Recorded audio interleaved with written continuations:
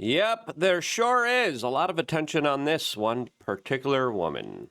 Susie, the most powerful woman in the world, they say. I agree with that.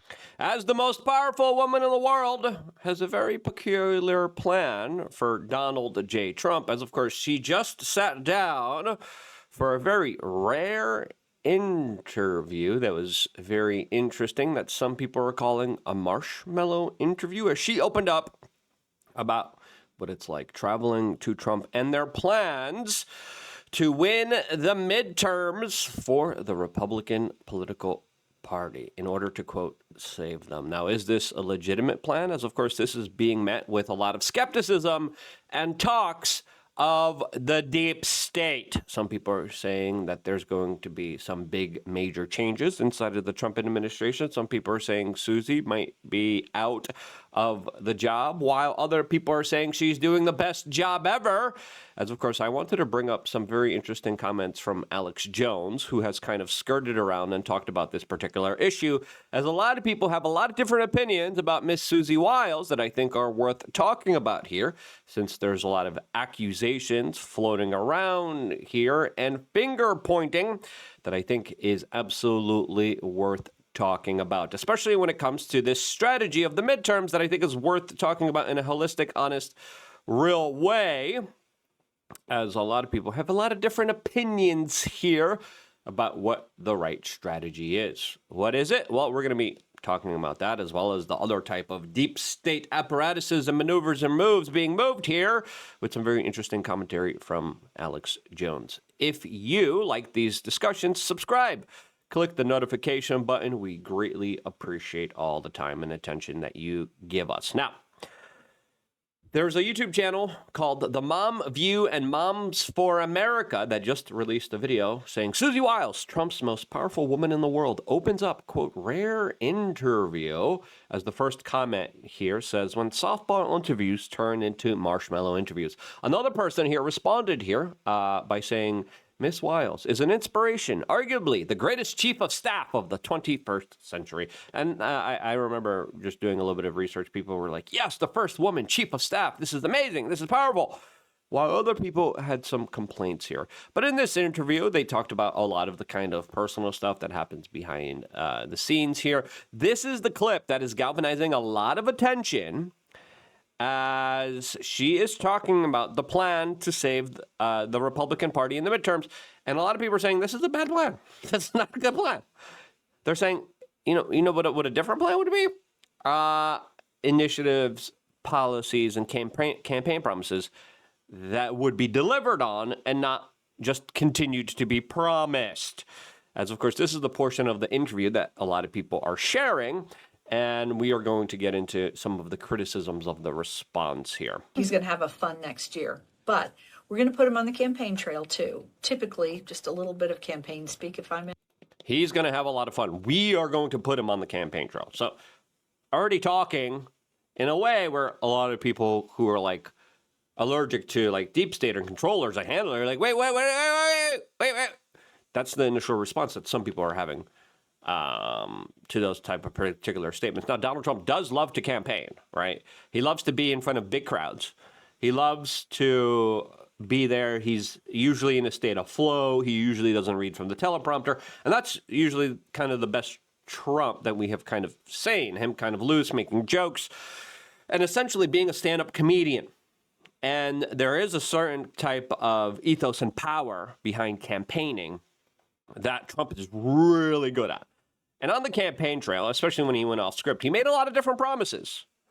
And I think it's fair to look at some of those promises and look at some of the policies and say that there's a little bit of a misconnect here. And this is why a lot of people are automatically very kind of allergic to more campaign promises, more campaign. And this is why this video is getting a lot of this up, because they feel that some of the stuff wasn't delivered on. Now, granted, some of the stuff is being delivered on, and Donald Trump is doing a good job in certain levels, and in some ways I think he could be doing a way better job, and I think on some campaign promises he should absolutely deliver on a little bit more here. But here's the continuation of this interview. May? Yeah. Typically, in the midterms, it's not about who's sitting at the White House. It's you localize the election. Right. And you Now, a lot of people say Trump has made a lot of mistakes, saying he's going to primary Thomas Massie, primary MTG, his own Republican Party, rather than focusing on winning close elections in purple states that a lot of people say he needs to focus on. A lot of people are saying enough of the infighting, right? And when it comes to Thomas Massie and MTG, one of the things that have driven them apart is, of course, the Epstein stuff. And the Epstein stuff, let's be honest, if he would have listened to his supporters and independent media like us and others, and I don't mean just us, I don't mean to be patting myself on the back here, but it's pretty clear here, the independent media, Alex Jones and others, including myself, very few actually, because a lot of people were afraid to approach this topic, right? As soon as I heard Kash Patel's original statements, I started ringing the alarm bells, I think before anyone else. Before Alex Jones, Kash Patel kind of gave a weird statement saying, yeah, Epstein absolutely took himself out. And I'm like, wait. This is way before the scandal. This is the early type of beginning of his tenure. And I said, wait, and you could go back. And I was the first one to levy kind of criticisms here saying, this is such a key important issue to the base, right? That you can't just type of walk back. And it looks like this administration is signaling that they're going to be walking back one of their major campaign promises of the Epstein stuff. And I was like, ding, warning, this is bad, and it's only going to get a lot worse from here. And then Alex kind of tuned in when everything kind of hit the fan. I remember me and the quarter room were talking about this, because we're going to give them a certain amount of time. And then I said, listen, this is a key utmost importance, and they're creating a grave danger. Whoever is advising Trump, telling him that this is going to blow over, is an idiot. This is not going to blow over. And I remember even the quarter room be like, it's going to blow over. No one cares. It's not an issue. It's not going to. And I'm like, and this was all the way back earlier in this year. And I respectfully disagreed, and I pushed back on it. Now, before playing the rest of this clip and going into this Alex Jones clip, as a lot of people have a lot of different kind of opinions on this, specifically when it comes to the deep state that are working behind the scenes, with what Alex Jones calls undermining Trump's administration. Just really quickly, just wanted to remind you, sign up to LukeUnfiltered.com. Your support needed now more than ever. I wouldn't be here if it wasn't for your support. Some people work for and do a lot of ads. I don't do a lot of ads. Your support. I don't work for countries. I don't work for special interest groups. I don't work for lobbyists. I don't work for big marketing agencies like a lot of other influencers do. I work for you. 20 cents a day, $8 a month. That's all it costs. Less than a Starbucks yuppie latte. $8 a month. Make coffee at home one day, boom. And then you can support independent media, help us grow, help us expand. And we are now in the Discord chat. I was just answering a lot of messages in the Discord chat. I just opened an AMA channel. You can only get in the Discord chat by becoming a member of LukeUnfiltered.com. And the Discord chat is going off. There's a lot of different channels.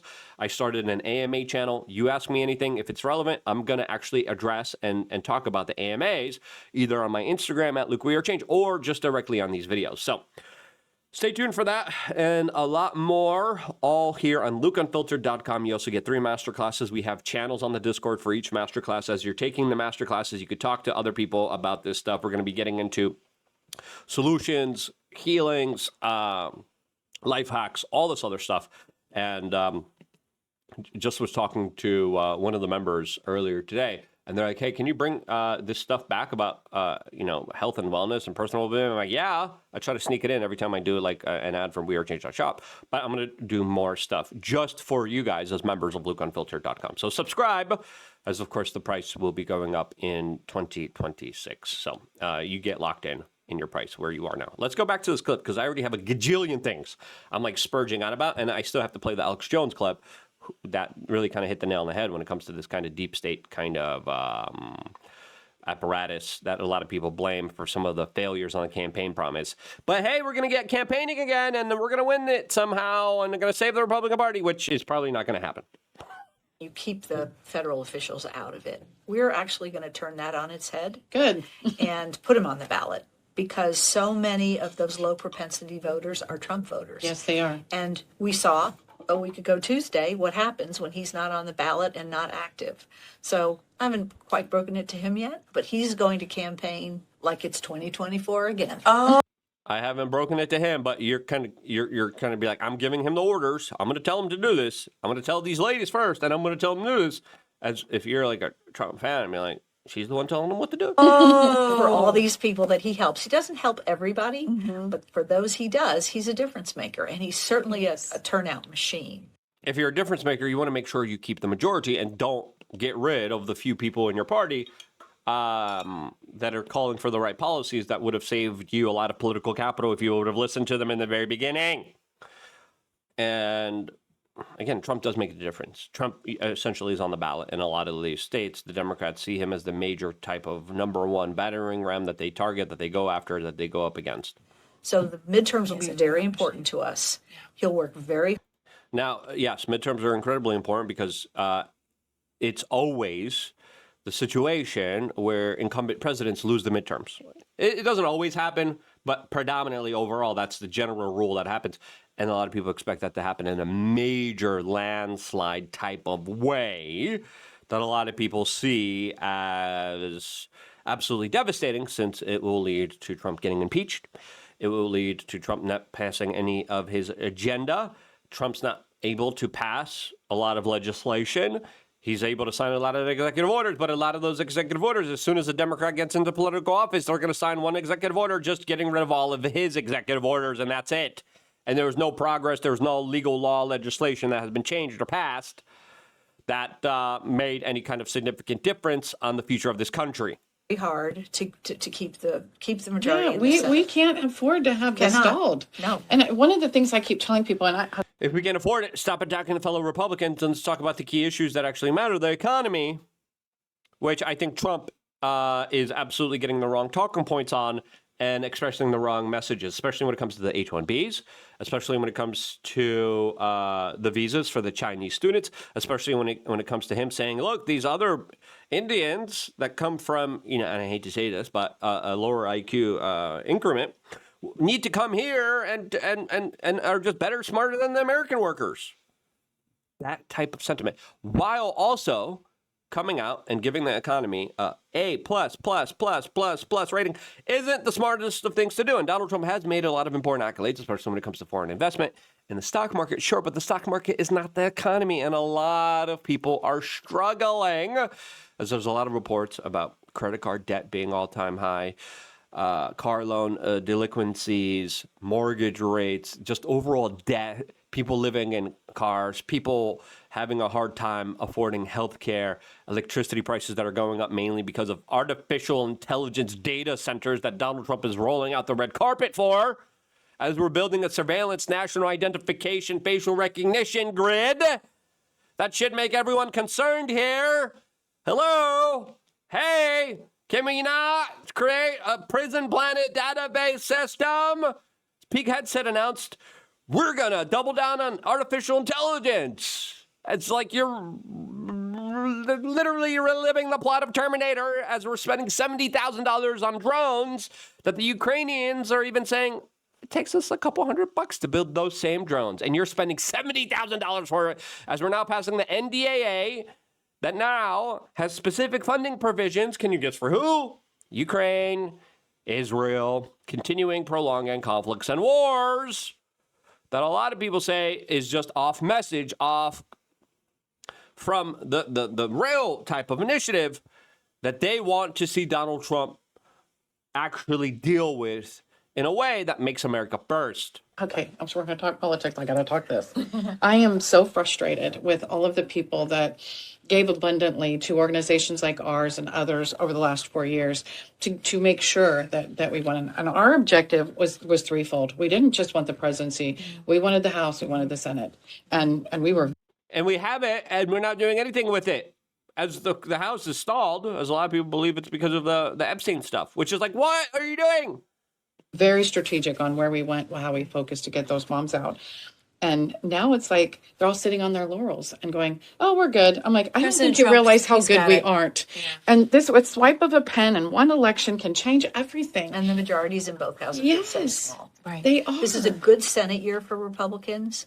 Every 2 years is what it is for House members. So there's candidate recruitment.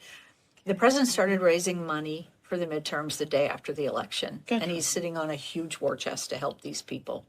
And he'll use it. And he'll use himself, and he'll use his money that he's raised probably his money too, and nobody can outwork him. So there's every reason to be confident, but we have to actually get it done. Yeah.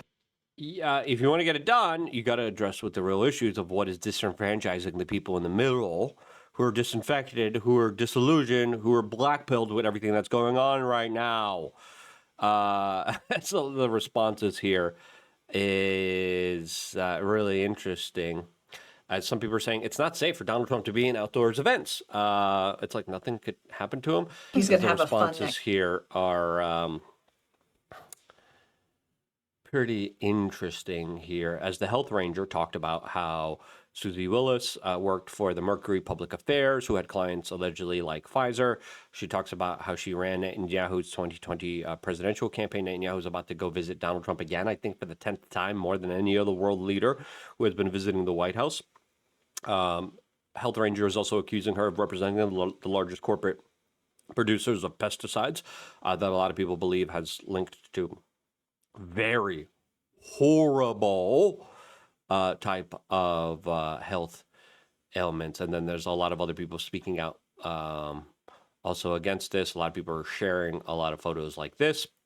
Now, Alex Jones, who kind of made some interesting statements about Susie and then talked about how he gets phone calls from the White House, addressed some of the deep state kind of concerns here, as Redacted News also talked about that her influence, quote, might be destructive according to their own personal opinions and the people that they listened to, as they released a video saying, is a deep state coup brewing against President Trump? Are the neocons and old guards insiders trying to box him in to steer him from the shadows? Or is it something even bigger playing out behind the scenes here?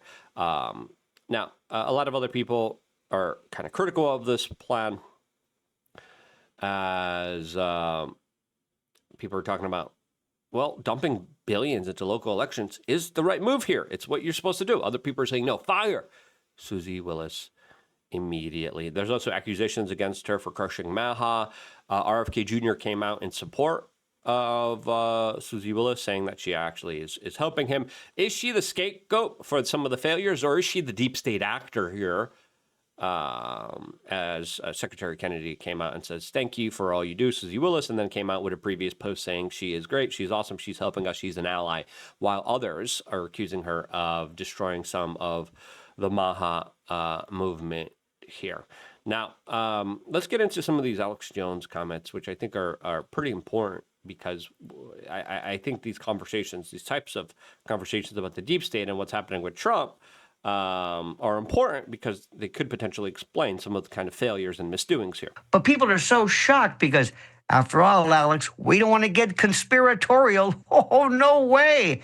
Like Gore Vidal said, I'm not a conspiracy a theorist. I'm a conspiracy analyst. This is pre-coordination, pre-resistance. They decided the people made the wrong choice. They don't like Trump. So they created a parallel kind of a nervous system. And by the way, when Trump won in 2016, they've come out, the heads of Google, all of them got together, Facebook, with Obama and said, remember, they've given speeches saying, we decided it was the wrong choice, literally the day after the election, so we organized this coup. And it's still ongoing. In fact, look what they're saying now, tacitly through this message. You have the right, you have the legal authority to resist. You can resist. You are the resistance, to borrow a particular phrase. But this was designed to counteract the president they didn't approve of. This is, again, mutiny. This is sedition. This is tyranny. Now, here's the part that should freeze the blood. And again, I say this, they didn't hide it. They bragged about it. They wrote reports and they did tabletops and they war gamed it. They conducted panels. They gave interviews. They said things like democracy, transition, and cross-border governance and all of this, these phrases as though they belonged in the U.S. That language is not American. It's what you hear before a foreign regime is targeted by experts who specialize, by the way, in toppling governments. Because remember who these people are. That's what they do. These aren't amateurs. They're regime change professionals who do it openly and notoriously. And by the way, who suddenly discovered a moral calling, they think, to apply their foreign tricks here at home. Yep, that's Lionel Media, by the way. explaining the current situation. And listen, I had my conversations with my own type of people that I talk to with big sources, and they're saying, yeah, there's a lot of other gangsters out there, but Trump's not one of them. These other gangsters are out gangstering Donald Trump here. Here's something else that that Alex had to say that I found interesting. They're trying to undermine the Pentagon, undermine constitutional powers, undermine the president. They have the judiciary saying Trump can't deport illegal aliens, and of course it gets overturned because it's totally legal. Or ICE can't take a court order to go arrest somebody with a huge rap sheet. And you see the videos everywhere when ICE shows up to get somebody being let out of a state jail who's got dozens of convictions, 3 or 4 deportations, convicted of bank robbery, child molestation, you name it. The people scream, it's illegal. You don't have a warrant. You don't have a warrant. It's not a warrant. It's a court order. Now, we all are frustrated. That's pretty clear here. Other people have their own type of assessments here. I'm going to continue this video, probably for our second channel, Luke Rudkowski 76. I'll put the link down in the description below because there's still a lot to talk about when it comes to redacted. And then this other kind of conversation about the deep state that people are kind of pinpointing her at as, listen, Nick had some very interesting things to say here, saying even if Trump fires Susie Willis, it's too little too late. We'll get into that and a lot more, as well as the other type of things happening behind the scenes here that a lot of people disagree with on the second channel. So the conversation continues. I wouldn't be here if it wasn't for you guys subscribing, checking out the new channel, checking out everything that we're doing, all here on youtube.com/wearechange. Thank you so much for subscribing. I wouldn't be here if it wasn't for you guys doing that. And this is why I love you guys. Stay tuned for